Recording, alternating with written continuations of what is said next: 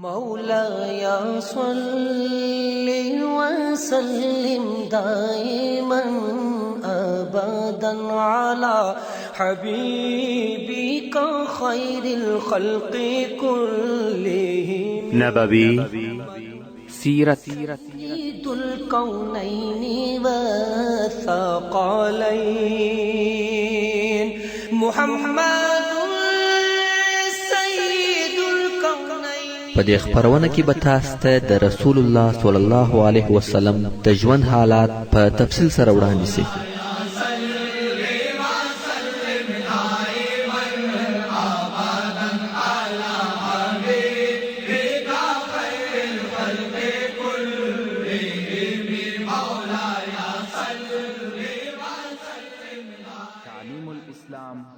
أعوذ بالله من الشيطان الرجيم. بسم الله الرحمن الرحيم. إن الحمد لله نحمده ونستعينه ونستغفره ونعوذ بالله من شرور أنفسنا وسيئات أعمالنا. من يهده الله فلا مضل له ومن يضلل فلا هادي له. وأشهد أن لا إله إلا الله وحده لا شريك له وأشهد أن محمدا عبده ورسوله صلى الله عليه وآله وصحبه وسلم تسليما كثيرا. أما بعد، محترم ورونو، موږ هغه حالات بیانول چې تاسو ته معلومه ده چې د فوج او لشکر د پاره مهم شی بیرغ وو او د لشکر افراد به پر بیرغ سره راټولېده. د لشکر شکست او ثبات هم په بیرغ معلومه ده. نو اوس چې بیرغ ولوېدی او نسته، په مسلمانانو کې ماته او تېښته شروع سوه. هر یو پر خپل سر یوې او بلې خواته ځغلي. د حدیث شریف راوي ابو رافع رضی الله تعالی عنه وایي مسلمانانو داسې شکست وخوړی چې د دغه په مثل یې هیڅ شکست نه و لیدلی. او قسم په الله د مسلمانانو دوه نفره یو ځای نه سره لیده کېده. هر یو جلا جلا دی. مسلمانان ځغلي او میدان جنگ پرېږدي. په دغه وخت کې د مسلمانانو د پهلوانانو څخه یو قهرمان پهلوان چې ثابت ابن ارقم رضی الله تعالی عنه او دوی د هغو کسانو څخه دی چې بدر ته حاضر سوی وو، وردمخه سو او ځان یې بیرغ ته ورساوه. د مسلمانانو بیرغ یې پورته کړ. ورونو، تاسو فکر وکړئ، په دغه حالت کې څوک بیرغ پورته کوي یا یې پورته کولای شي؟ د مخه چې لشکر منظم وو، نو د کم چا څخه چې به بیرغ وو د هغه پر شاوخوا به ډېر شدید امنیت نیول سوی وو. صحابه کرام به پر راګرځېدلي وو او د هغه څخه به دفاع کول. مګر اوس چې ثابت رضی الله تعالی عنه بیرغ پورته کوي، نه څوک ورسره دي او نه د ده څخه څوک دفاع کوي. لکه د مخه چې مو درته وویل چې مسلمانان دوه نفره هم نه دي سره یو ځای، خو بیا هم ثابت رضی الله تعالی عنه بیرغ پورته کوي. هغه مسلمانان چې په دغه منطقه کې وه او ویلې ده چې بیرغ پورته سو، نو په کراره و بیرغ ته ورنږدې کېده. خو اول هغه څوک چې و ثابت رضی الله تعالی عنه ته راورسېدی هغه خالد ابن ولید رضی الله تعالی عنه. په دغه وخت کې ثابت رضی الله تعالی عنه بیرغ و خالد ته ونیوی، ویل واخله یا خالد. خالد رضی الله تعالی عنه ویل یا ثابت، ته تر ما مشر یې او د اهل بدر څخه یې. ثابت ویل واخله یا خالد، په والله ما نه کوي راپورته مګر ستا دپاره. دا د جنگ میدان دی، دا د بحث او نقاش وخت نه دی. دا کار یو تجربه کار سړی غواړي او ته د تجربه خاوند یې. خالد رضی الله تعالی عنه هم نور دلایل و نه ویل او بیرغ یې واخیستی. او هلته په مدینه منوره کې رسول الله صلی الله علیه و آله وسلم و فرمایل اوس بیرغ یو سیف من سیوف الله خالد ابن ولید واخیستی.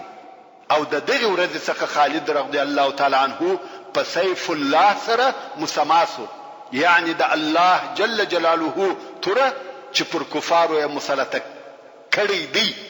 اوس چې خالد رضی الله تعالی عنہ بیرغ واخیستی، بیرغ شوروي او په لوړ आवाज نارې وهي، راټول سي. مسلمانانو چې بیرغ ولیدي چې بیا پورته سو نو سره راټولېده.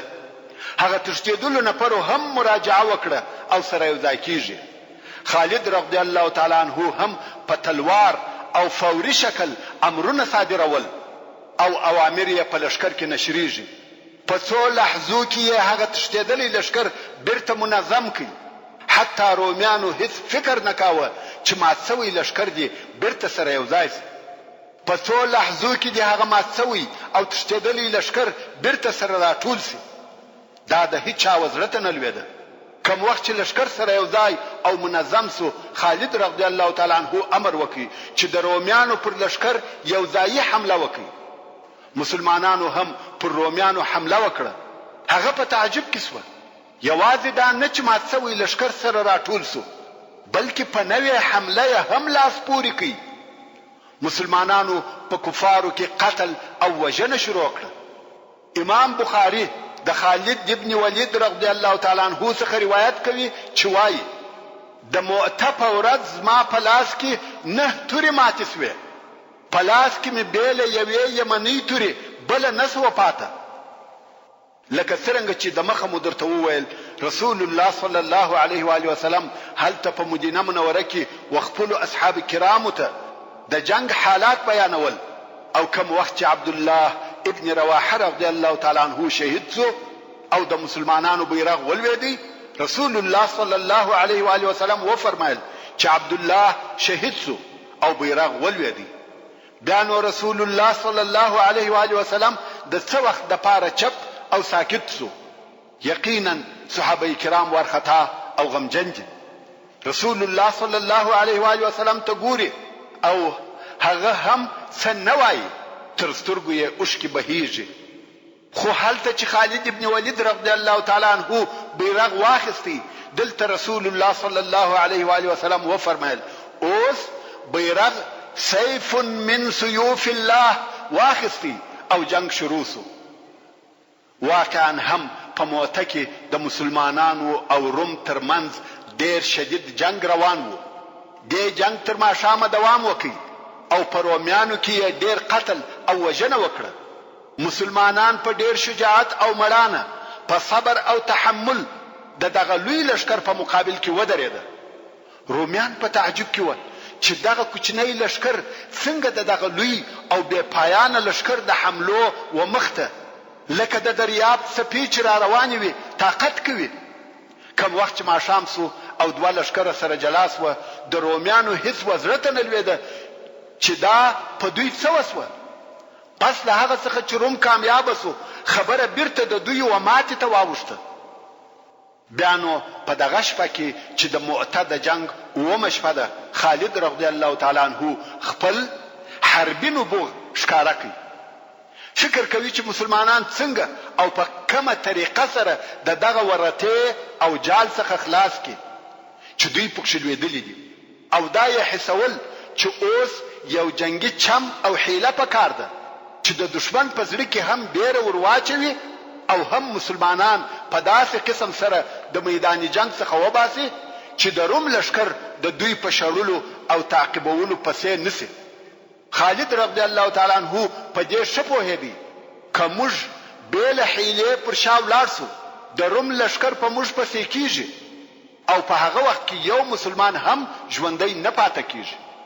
نو یې په دغه شپه ډېره لو عظیمه او با تدبیره نقشه جوړه کړه چې موږ باید پر شا ولاړ سو او نور و جنگ ته دوام ورنکو، چې په عربي کې انسحاب ورته وایي. او دا هغه کامیاب ترین انسحاب یا پر شاتګ دی چې په ټوله تاریخ کې مثل نشته. نو خالد رضی الله تعالی عنہ په دغه شپه څه وکړه؟ ډېر کارونه یې وکړه. ټوله شپه تر سهاره پورې پر دغه خپله نقشه کار وکړي او ښه فکر یې پکښې وواهه. موږ پخوا هم درته ویلي وه چې د هغه وخت په جنګو کې لشکر پر 5 حصې ویشل کېدی، چې یوه حصه مقدمه وه چې دا به تر لشکر د مخه وه، بله حصه مؤخره وه چې د لشکر تر شا به وه، او بله حصه میمنه وه چې راسته طرف ته به وه، بله حصه میسره وه چې چپه طرف ته به وه او یوې حصې ته قلب ویل کېدی چې دا حصه به د ټولو په مابین کې وه. د خالد ابن ولید رضی الله تعالی عنه د دغې شپې د کارو څخه یو دا و چې میمنه یې د میسره پر ځای ودرول او میسره یې د میمنه پر ځای. دارنګه قلب، مقدمه او مؤخره ټول د خپلو ځایو څخه سره واړول. بل یې امر وکړ چې ټولو بیرغو ته تغییر ورکړي. هغه بیرغونه چې د مخه په لښکر کې موجود وه او خلق پر راټولېده د ټولو بیرغو شکل او رنګ ته تغییر ورکړي. او بیا یې د مسلمانانو څخه د سپرو یوه ډله امر کړه چې تاسې به په دغه شپه کې د مدینې منورې و طرف ته ولاړ شئ. کوم وخت چې ډېر ښه لرې ولاړاست تر داسې اندازې چې موږ تاسې نه وینو او تاسې موږ نه وینئ، نو شپه به هلته تېره کړئ او سبا چې ورځ سوه تاسې به څه کوئ؟ د هغه په باره کې هم پوره تعلیمات ورکړه. هغه داسې تاسې به پر څو حصو تقسیم سئ. یوه حصه یا ډله به مو پس له نیم ساعته پر آسانو سپاره د مسلمانانو و لښکر ته راځئ. خو دغه راتګ به مو پر داسې لار وي چې خاورنه وي او ډېره دوړه کوي. خالد رضی الله تعالی عنه دلته د پاته خلقو سره د جنگ د 9 ورځې په سهار کې د جنگ دپاره آمادګي ونیول. کوم وخت چې سهار سو او اوس جنگ شروع کیږي، رومیان او کفار چې ورته ګوري نور نوي خلق دي او نوي بیرغونه دي. نوي خلق خو په دې ورته معلوم سوه چې د هر طرف خلق بل طرف ته تللي وه، نو نوي ورته معلومېده. کفارو سره وویل نوي خلق او نوي بیرغونه. موږ پر هغو 3,000 نفرو نسوای کامیابه کېدلی او اوس د شپې و دوی ته نور کومک هم راغلی دی. کفار په دغه بیره او خوف کې وه چې د سپرو هغه اوله ډله را رهیده او پر داسې لار راځي چې ټوله خاوره ده او یوه لو دوړه را رهیده. که څه هم دوی لږ نفر وه خو د لرې داسې معلومیږي لکه بل لښکر چې را رهي وي. خالد رضی الله تعالی عنه دا هم ورته ویلي وه چې رانږدې سئ د الله اکبر نارې وهئ. دغه ډله هم په لوړ آواز تکبیرونه وایي. دلته د مسلمانانو لښکر هم تکبیرونه ورسره شروع کړه. رومیان او کفار وارخطا سوه، ویل دا خو هغه دي نور هم پسې را رهي دي. لږ وخت وروسته بله ډله پر دغه ترتیب را رهي ده، لږ وخت وروسته بله ډله پر دغه قسم را رهي ده او بیا بله ډله. د کفارو زړونه لویږي او وارخطا کیږي چې دا څه حال دی، لښکر په لښکر پسې را رهي دی. موږ په هغه اولو نفرو څه نسوای کولای او اوس دغه دونه لښکرې نورې هم را رهي دي. اصلا دغه راتلونکي نفر ډېر لږ نفر و خو په دوړو کې نه معلومېده او د کفارو په خیال ډېر زیات نفر ورتله. دلته رومیان وارخطا دي. د بلې خوا خالد رضی الله تعالی عنه د هجوم او حمله امر وکړ. اوس نو د 9 ورځې جنگ شروع سو. ابو رافع رضی الله تعالی عنه وایي قسم په الله چې نه مې تر دغه ورځې د مخه او نه مې تر دغه ورځې وروسته دغسې شدید جنگ لیدلی دی. په ټول عمر بیا ما داسې جنگ ونه لیدی. تاسې فکر وکړئ چې دا به څونه شدید جنگ و. په دغه ورځ هم د خالد رضی الله تعالی عنه په لاس کې څو تورې ماتې سوې. د اوسپنې تورې د انسانانو پر سرو ماتېږي. دا به څنګه جنگ و؟ د پاره د دې چې د خالد ابن ولید رضی الله تعالی عنه په جنگ او قوت پوسو. خالد رضی الله تعالی عنه په جنگ او قوت کې ډېر ماهر او قوي پهلوان و چې مثل یې ډېر کم پیدا کیږي. دی رضی الله تعالی عنه ډېر جګ او لوی سړی و. پر آس چې بسپور و پښې به مځکې ته رسېدې. په ټولو مسلمانانو کې نه بلکې په ټولو خلقو کې که مسلمانان و که کفار فقط دغه 2 نفره و چې په 2 تورو یې جنگ کاوه. یو خالد ابن ولید او بل زبیر ابن العوام رضی الله تعالی عنه چې په یو وخت کې به پراسته او چپه لاس جنگ او وهل کول. نور ټول خلق په یو لاس جنگ کوي خو دوی په 2 لاسو جنگ کاوه. څرنګه چې خالد رضی الله تعالی عنه به په جنگ کې پر آس پور و او پښې به مځکې ته رسېدې نو آس به په پښو یوې او بلې خواته به وي. خالد رضی الله تعالی عنہ د فکر څخه لوړ جنگ کاوه، مثل یې نه و او نسته. دلته چې د مؤته په اومه ورځ پر کفارو دغه شدیده حمله شروع شوه، په کفارو کې ډېر قتل او وژنه وشوه. ابو رافع رضی الله تعالی عنہ وایي ومې لیده چې رومیان او غساسنه ځغلي تښتي، ماته یې وخوړه، د جنگ میدان پرېږدي، یوې خوا او بلې خوا ته ځغلي، ځانونه باسي او مسلمانان ور د مخه کیږي. څو د غساسنه و پاچا ته ورسېده چې نوم یې فیدور و او د هرقل ورور و، چې دی د دغه جنگ عمومي قومندان هم و. په دغه وخت کې خالد رضی الله تعالی عنہ امر وکړي چې ټول مسلمانان دي د جنگ د میدان څخه راووځي. دلته نو د مسلمانانو لشکر ټول پر شا ځي. رومیان بیا په تعجب کې سول چې دا څه قصه ده، کامیابه لشکر ولې پر شا ځي؟ نو کفار ویل کمین یې راته نیولی دی، دا چم دی، موږ خطا باسي، پام کوئ چې حمله پر ونه کوي او پسې ور نه سئ، پرېږدئ. خالد رضی الله تعالی عنہ د خپل لشکر سره پر شا ځي. ورونو، د لشکر د تلفاتو د پاره خطرناک حالت دغه د انسحاب یا پر شاتللو وخت دی. په دغه وخت کې لشکر ډېر تاوانونه او تلفات ورکوي، ځکه هغه لشکر چې شاته ځي پر هغه د ډیرو شدیدو حملو امکانات شته. لکه څرنګه چې دغسې واقعې په تاریخ کې ډیرې پیښې شوې دي. د انسحاب او پر شاتلو په وخت کې بشري خساره او تاوان ډیر زیات وي. مګر خالد رضی الله تعالی عنہ غوښته چې بې له خسارې څخه پر شا ولاړ شي. نو خالد رضی الله تعالی عنہ په کراره پر شا ځي او داسې معلومیږي لکه دی چې د روم د حملې انتظار کوي.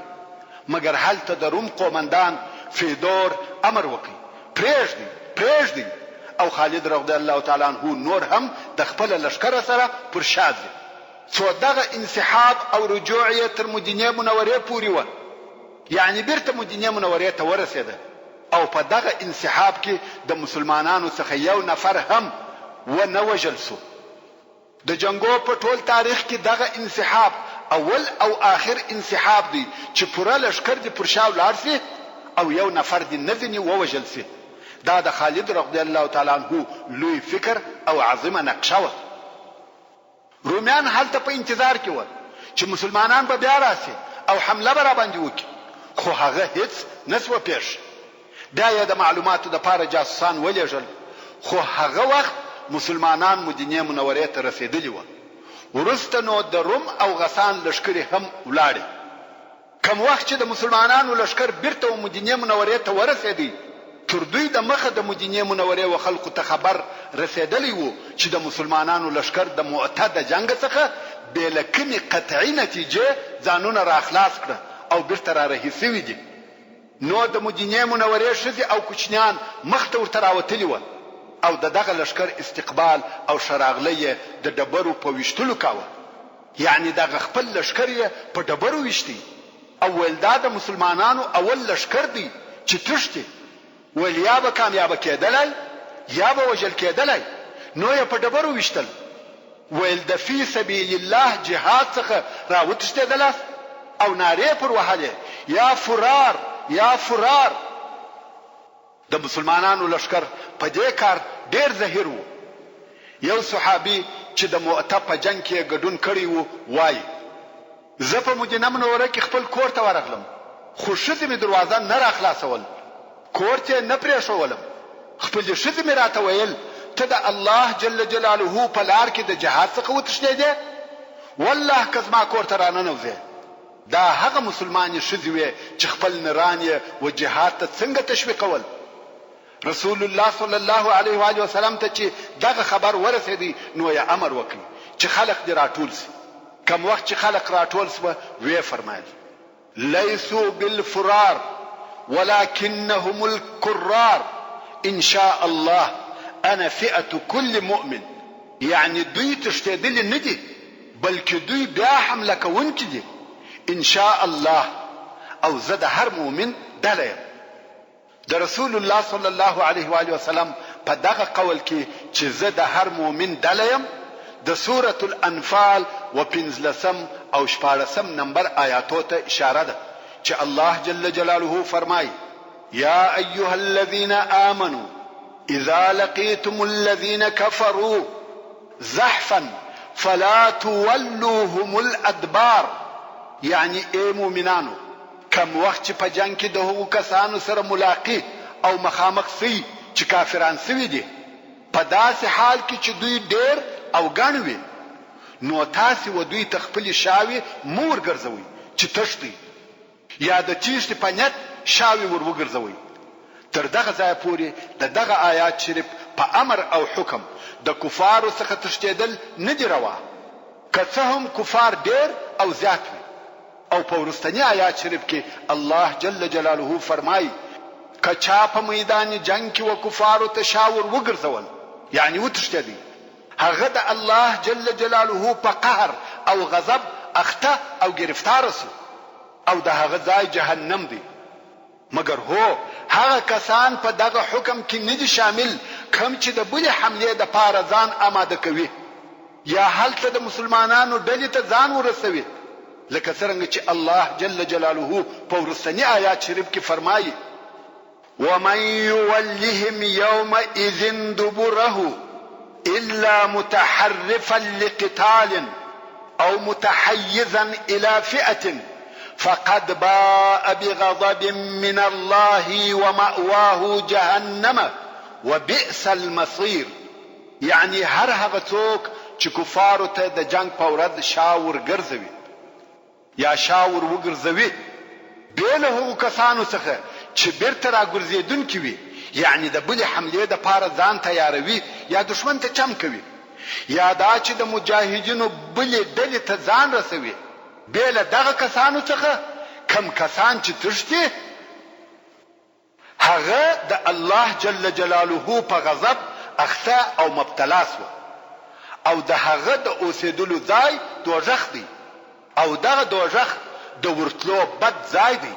مقصد دا چې که په جنگ کې یو څوک د یوې ډلې و طرف ته ورسي یا خپل د قومندې مرکز ته ورسي دلته هم و دشمن ته شا ګرځول کیږي مګر دغه شا ګرځول جائز او روا دي. نو رسول الله صلی الله علیه و آله وسلم وفرمایل انا فئه كل مؤمن زه د هر مسلمان ډله او کومک کوونکی یم. هغه څوک چې ماته رجوع وکي هغه نه دی تښتېدلی بلکې زه د دوی ډله او کومک کوونکی یم.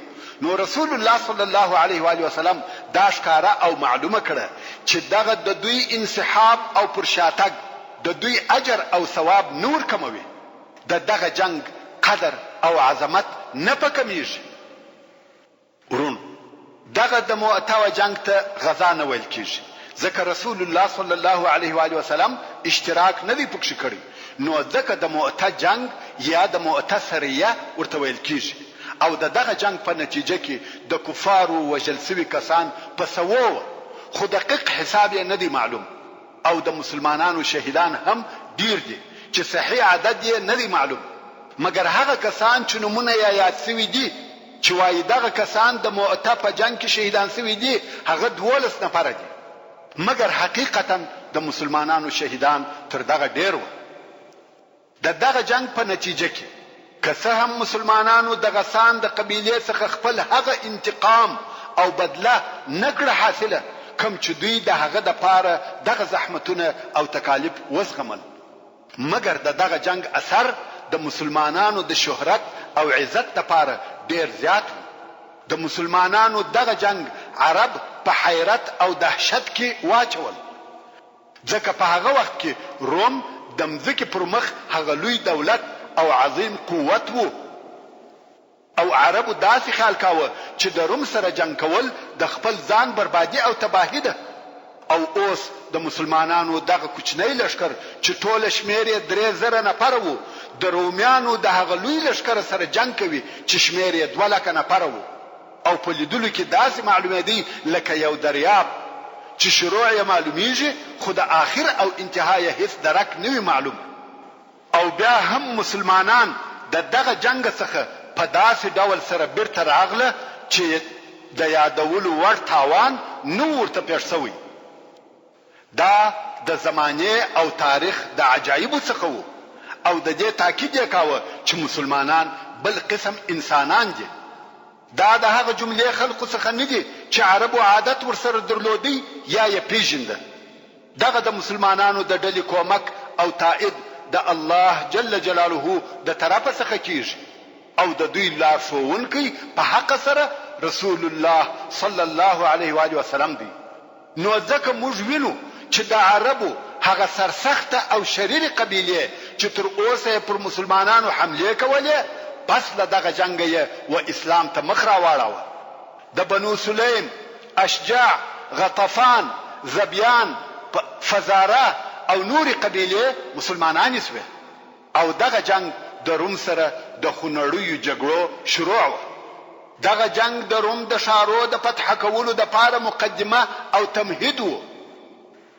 دغه جنگ و چې په وروسته کې مسلمانان پر دې قادر کړه چې ډېرې لرې مځکې تر خپل تسلط لاندې راولي.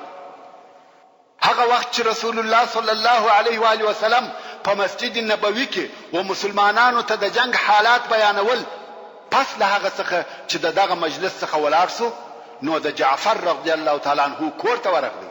تر دغه وخت د مسلمانانو لشکر په مؤته کې و او مدینه منورې ته حال نه دی راغلی. خو رسول الله صلی الله علیه و آله وسلم د جعفر رضی الله تعالی عنه کور ته ورغلی. دغه حدیث شریف روایت په خپل عبد الله ابن جعفر رضی الله تعالی عنه کوي چې دغه عبد الله په دغه وخت کې کوچنی و او بیا په ورسته کې د مسلمانانو د لوی علماو څخه سو او دی. نو دغه عبد الله ابن جعفر رضی الله تعالی عنه روایت کوي چې د مؤته د جنگ په وخت کې رسول الله صلی الله علیه و آله وسلم زموږ کور ته راغلی او موږ د جعفر رضی الله تعالی عنه اولادونه پر راټول شو. موږ یې په غیږ کې ونیولو او په خپل رسول الله صلی الله علیه و آله وسلم ډیر شدید ژړل. کوم وخت چې د جعفر رضی الله تعالی عنه ښځې ولیده چې رسول الله صلی الله علیه و آله وسلم د دې اولادونه په غیږ کې نیولي دي او ژاړي، ویل یا رسول الله آیا د جعفر د طرفه کم حال او خبر راغلی دی؟ رسول الله صلی الله علیه و آله وسلم وفرمایل جعفر د الله جل جلاله په لار کې شهید سو. د ښځې څخه لوی چغه وسوه. رسول الله صلی الله علیه و آله وسلم وفرمایل نه به کالي سرې او نه به ځان او ځګر په چپلاخ وهې، فقط وژاړه. ورونو دا د رسول الله صلی الله علیه و آله وسلم د طرفه و موږ او تاسو ټول ته لارښوونه ده چې د غم او مصیبت په وخت کې په پټه خوله ژړا جائزه او روا ده، مګر د کالو سرل، د ځان وهل، چغې او بغارې په لوړ آواز سره ژړا نه دي روا. په دغه وخت کې چې رسول الله صلی الله علیه و آله وسلم په خپل هم ژړل، وی فرمایل هر هغه څوک چې غواړي چې وژاړي پر مثل د جعفر دی وژاړي، یعنی جعفر غوندې خلق په ژړا ارزي. ورونو جعفر رضی الله تعالی عنه د شو او بهترینو مسلمانانو څخه و. جعفر رضی الله تعالی عنه د هغه اول مهاجرینو څخه و چې حبشه ته هجرت کړی و. جعفر رضی الله تعالی عنه د هغه مسلمانانو څخه و چې د اسلام د پاره یې ډېره قرباني ورکړې ده. اسلام یې پر خپل ځان تطبیق کړی او عملي کړی و. ورسته رسول الله صلی الله علیه و آله وسلم و انصار ته وویل د جعفر د اهل او کورنۍ څخه مبه خبره کیږي او وی فرمایل د جعفر و کورنۍ ته خواړه ور جوړ کړي ځکه دوی په خپل غم مشغوله دي، یعنی د خوړو و جوړولو او خوړلو ته پام او فکر نشته، نو تاسو خواړه ورته راوړئ. ورونو دا هم و ټوله امت مسلمه ته د رسول الله صلی الله علیه و آله وسلم لارښوونه ده او دغه د اسلام امر دی.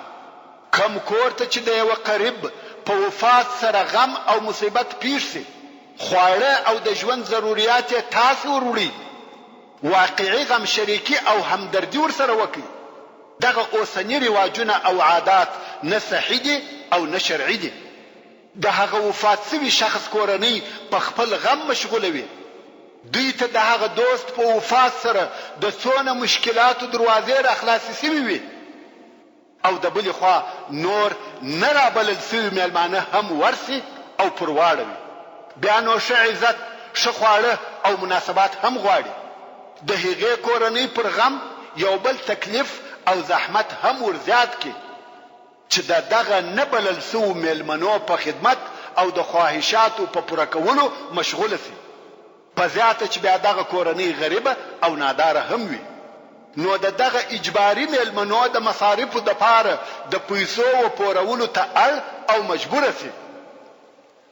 په زیاته بیا د ښځو فاتحه چې 2 منه د چلم خواږه تنباکو پکښې کاریږي.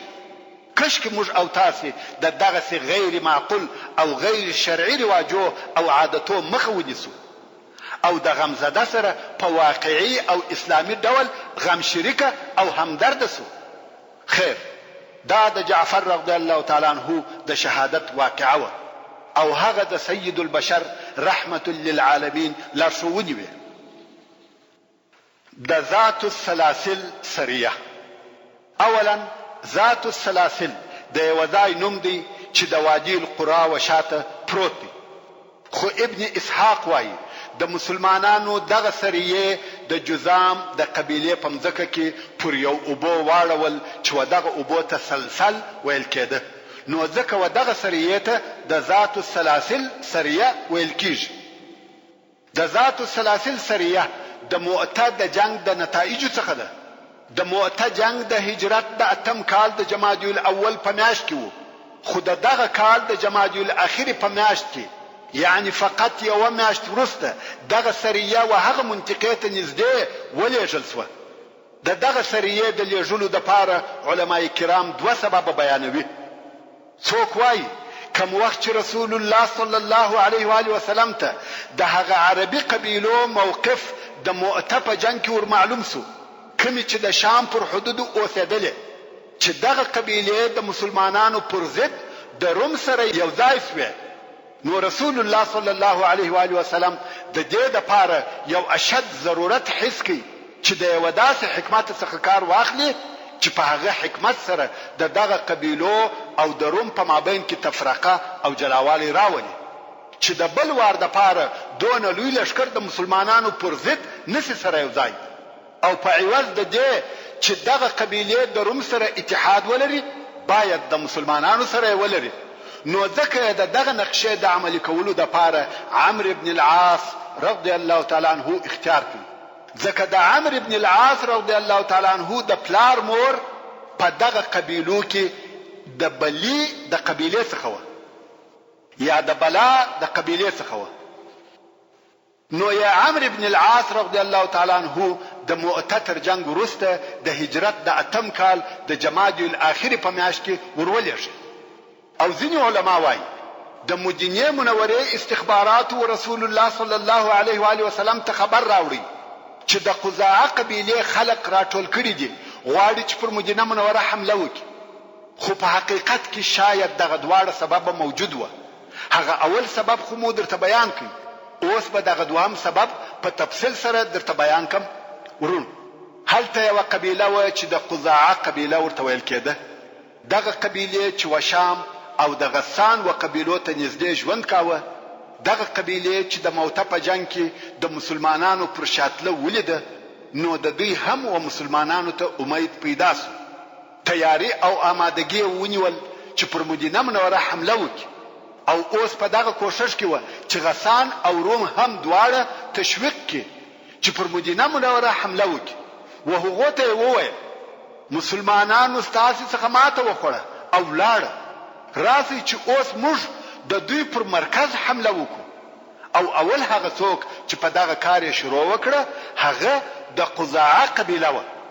ورونو، یو فرق ته متوجه سئ.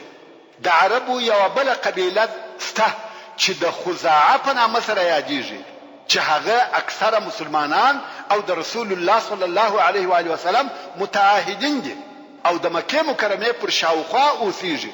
خو دغه بیا بله قبیله ده چې قضاعه ورته ویل کیږي، ټوله کفار و او د شام پر حدودو اوسېده.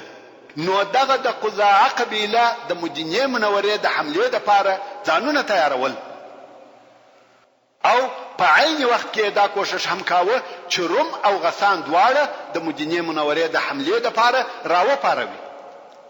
رسول الله صلی الله علیه و آله وسلم د دغه حرکت څخه په تشویش کې سو او ویل که دغه موضوع دغه صفات سي او کفار ځانونه آماده کی نو به د مسلمانانو د پاره لوی خطر وي ځکه هغه 2 لکه لشکر چې په موته کې مسلمانانو ته شکست ور نه کوي شاید اوس پر مدینه منوره راسي نو رسول الله صلی الله علیه و آله وسلم غوښته چې دغه موضوع د مخه تر دې چې لوسی باید هلته په خپل زنګو کې مړه او فیصله شي او قزعه په خپل مقصد کې نسی کامیاب دغه مقصد د پاره رسول الله صلی الله علیه و آله وسلم یو لشکر جوړ کړي چې پر قزعه حمله وکړي هغه قزعه چې دغه اوس دغه لوی حمله د پاره ترتیبات نیسي رسول الله صلی الله علیه و آله وسلم دغه لشکر مشر او قومندان عمرو ابن العاص رضی الله تعالی عنه وټاکل ورونو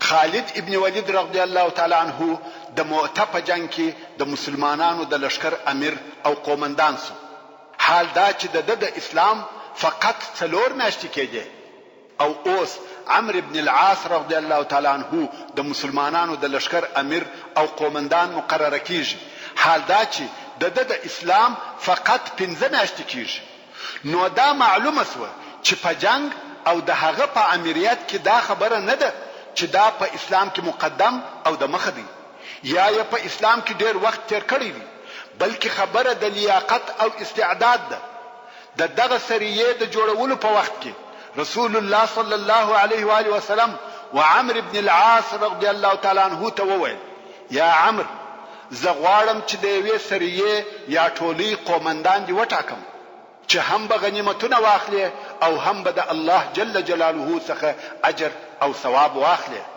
مگر عمر رضی الله تعالی عنه وویل یا رسول الله قسم په الله ما د مال او غنیمتو د پاره ایمان نه دی راوړی رسول الله صلی الله علیه و آله وسلم وفرمایل نعم المال الصالح لرجل الصالح یعنی پاک او حلال مال د صالح سړي د پاره شدي یعنی مال که د صالح سړي سره وي ضرر نه لري د الله جل جلاله په لار کې به مصرف کی د جهاد مدرسو علماو مسجدو ساحانو پلانو شفاخانو بلکې د عام مسلمانانو د مصلحت لپاره به مصرف کی خو که د فاسد او فاجر سړي سره مال موجود وي بیا نو مضر او تاواني دی ځکه د هغه د مصرف لارې معلومې دي پر سینماو پر شرابخانو زناخانو ظلم او استبداد تکبر او خودنمایی فخر او سیالیو د حق د منع کولو په لار کې استعمالیږي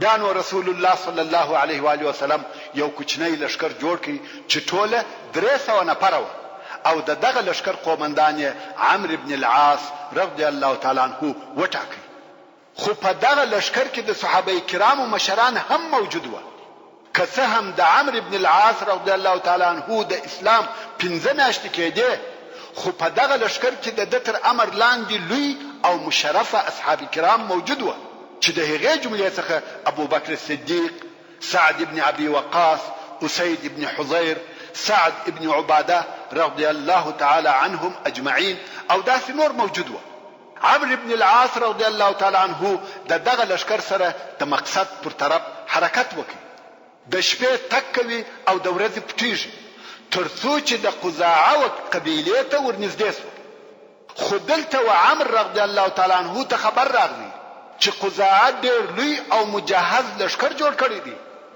نو عمرو ابن العاص رضی الله تعالی عنه حمله ونکړه او رسول الله صلی الله علیه و آله وسلم ته نفر ولېږل چې په حال خبر کې او کومک دې وغواړي رسول الله صلی الله علیه و آله وسلم نور نفر هم د کومک په شکل ورته راولېږل چې دغه کومک مشر او امیر بیا ابو عبیده عامر ابن جراح رضی الله تعالی عنه او په دغه کومک کې عمر ابن الخطاب رضی الله تعالی عنه هم موجود و اوس نو د اصحاب کرامو ټول مشران په دغه لشکر کې موجود دي کوم وخت چې دغه کومکی لشکر رهي کېدی رسول الله صلی الله علیه و آله وسلم ابو عبیده رضی الله تعالی عنه امر کوي چې د عمر سره اختلاف مکوه اوس نو دغه د کومک دله و عمرو ابن العاص رضی الله تعالی عنه ته ورورسېده کوم وخت چې د لمانځه وخت شو ابو عبیده رضی الله تعالی عنہ غوښته چې د مخه سي یعنی د لمانځه امام سي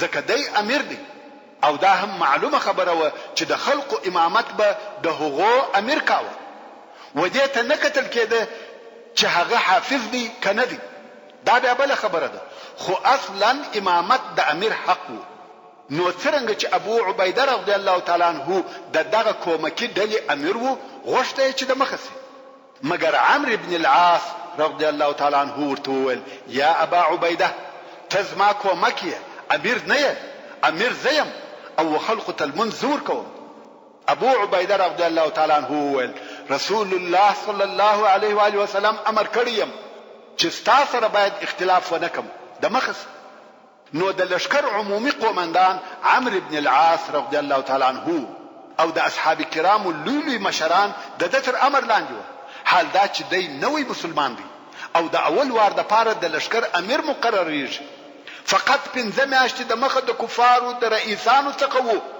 او اوس د مسلمانانو امیر دی لشکر د قزاعه پر طرف ورهدي د شپې تک کوي او د ورځې پټیږي څو بالکل و قزاعه ته ورنږدې سو اوس چې د دوی او قزاعه په مابین کې ډېره لږ فاصله پاته ده شپه ده او ډېر شدید یخ دی دا هغه شپه ده چې سبا حمله کیږي خو په دغه شپه عمرو رضی الله تعالی عنہ ټول لشکر د اور د بلولو څخه منع کړ خلق د یخ څخه ډېر په عذاب سو تاسو په هیڅ چې په دشت کې یخ ډېر شدید وي او دا منطقه چې د شام حدود دي ډېره یخ ده او بیا اور هم نه وي نو خود ټول لشکر د یخ څخه په عذاب او تکلیف وو د حضرت عمر فاروق رضی الله تعالی عنہ د طاقت ووته او عمرو رضی الله تعالی عنہ ته ورغلی ویل یا عمرو خلق دې په تکلیف کړ پرېږده چې اور بل کې عمرو رضی الله تعالی عنہ ویل یا قسم په الله یو نفر به هم اور نه کې بل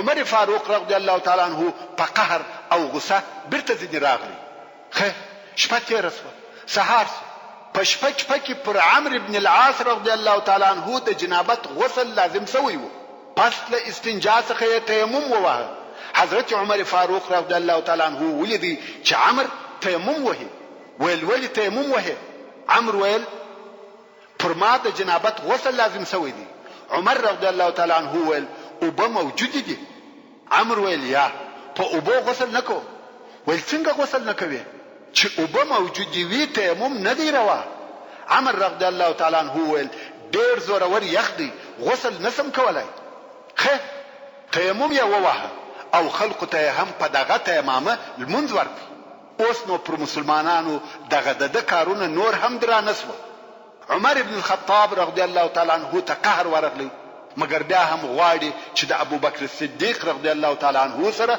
مشوره وکړي نو ویل یا ابا بکر ته نوینه چې عمرو څه کارونه کوي ځکه عمرو رضی الله تعالی عنہ نسبت و دوی ته نوی مسلمان و د دین په کارو او مسئلو دون نو خبر لکه دوی او پر هغه سربېره په دین کې پر دوی امریت کوي او داسې مخالف کارونه کوي نو ځکه مسلمانان دغه د په تصرفاتو نه ورازي مګر ابو بکر صدیق رضی الله تعالی عنہ چې په ټول عمر کې صدیق وویل یا عمر په والله که عمر دغه کار د پاره تر تا بهتر نه وای رسول الله صلی الله علیه و آله وسلم به پر تا نه وای امر کړی دغه د صدیق اکبر ژوند عقیده او حالت د رسول الله صلی الله علیه و آله وسلم پر دغه اختیاریدو پورا اطمینان درلود نو عمر رضی الله تعالی عنہ د ابو بکر صدیق رضی الله تعالی عنہ په دغه جواب چپ او ساکت شو کوم وخت چې مسلمانان د سهار د لمانځه څخه فارغ شو نو مسلمانانو د عمرو بن العاص رضی الله تعالی عنہ په امر د قزاعه پر قبیله یو دم حمله وکړه حمله ډیره شدیده او یو ځای و د قزاعه د قبیله هیڅ د خیال او ګمان نه و چې مسلمانان دې پر دوی حمله وکړي جاسوسانو هم خبر نو ورته راوړي دا حمله ناببره و د قزاعه خلقو په تېښته شروع وکړه بالکل د خپل منطقې څخه ووته خپل مځکه او قبیله یې پرېښول مسلمانان په پسې دي وژني یې بندیان ځینې نیسي په دغه وخت کې عمرو بن العاص رضی الله تعالی عنہ امر وکړي چې پرېږدي ځین راوګرځي دلته بیا مسلمانان ناراضه سوه وایي موږ اوس پر کامیابه سوو پرېږده چې بندیان ځینې ونیسو ویې وژنو هغه د دوی تښتي عمرو رضی الله تعالی عنه وویل یا پرېږدئ او ځینې راوګرځئ مسلمانان بیا د دغه امر څخه ناراضه شوه ویل شاید ټول بندیان ونیسو خو ده رضی الله تعالی عنه امر وکړي چې ځینې راوګرځئ مسلمانان د امر د اطاعت سره سم راوګرځېدل او هغه شیان چې د قضاء په قبیله کې موجود وه لکه پسونه اوښان او نور سامانونه چې دوی راوړای سوی هغه په غنیمت واخیسته او د غنیمتو سره بیرته مدینې منورې ته راغله کم وخت چې لشکر مدینې منورې ته راورسېدی مسلمانانو و رسول الله صلی الله علیه و آله وسلم ته د عمرو رضی الله تعالی عنه د اعمالو څخه شکایت وکړي چې د دوی سره داسې او داسې کول رسول الله صلی الله علیه و آله وسلم عمرو رضی الله تعالی عنه راوغوښتي او ویل یا عمرو ولې دې خلق په تکلیف کړه چې د اور و بلولو ته دې نه پرېښول عمرو رضی الله تعالی عنه ویل یا رسول الله زموږ شمیر او عدد لږ و قضاعه او هغه کسان چې د دوی تر شا ولاړ وه که په موږ خبر سوي وای والله موږ ټول به وژلي وای نو که موږ اور بل کړی وای یقینا او بې له شکه هغه په موږ خبرېده او قسم په الله چې بیا به مو نجات نه وای پیدا کړی رسول الله صلی الله علیه و آله وسلم وفرمایل صدقته رښتیا او صحیح دې وویل رسول الله صلی الله علیه و آله وسلم بیا ورته وویل ولې دې د خلقو امامت وکړي او تا تیمم وهلی و حال دا چې اوبه هم در سره وې عمرو رضی الله تعالی عنه وویل یا رسول الله دونه زورور او شدید یخ و که مې غسل کړی وای هلاکېدم مړ کېدم او الله جل جلاله فرمایي ولا تلقوا بأيديكم الى التهلكه یعنی خپل ځانونه په هلاک کې ما اچوي رسول الله صلی الله علیه و آله وسلم وفرمایل صدقته رسول الله صلی الله علیه و آله وسلم بیا وفرمایل ولې دې خلق د بندیانو د نیولو څخه منع کړه عمرو رضی الله تعالی عنه وویل یا رسول الله که دوی په هغو پسې تللي وای سره پاشل کېده او که پاشل سوي وای بیا دشمن را باندې غالبه کېدی دا نه ده صحیح چې موږ په داسې مځکه کې چې هلته زموږ دشمنان ډیر وي یو او سره وپاشل سو داسې ځای کې چې د دشمن شمیر زیات وي لشکر باید سره یو ځای وي او ما هم دغه امر ورته کړی دی چې سره راټول سي پاشل کېږي ما بیا هم رسول الله صلی الله علیه و آله وسلم ورته وویل صدقته نو رسول الله صلی الله علیه و آله وسلم د عمرو بن العاص رضی الله تعالی عنه ټول تصرفات او اوامر صحیح او پرځای وبلل او هغه ورته تائید کړه محترم ورونو زموږ د بحث پاتې حسابه ان شاء الله تعالی پراتونکو کې واوري سبحان ربك رب العزة عما يصفون وسلام على المرسلين والحمد لله رب العالمين أتاك المركز الصيفي فحياك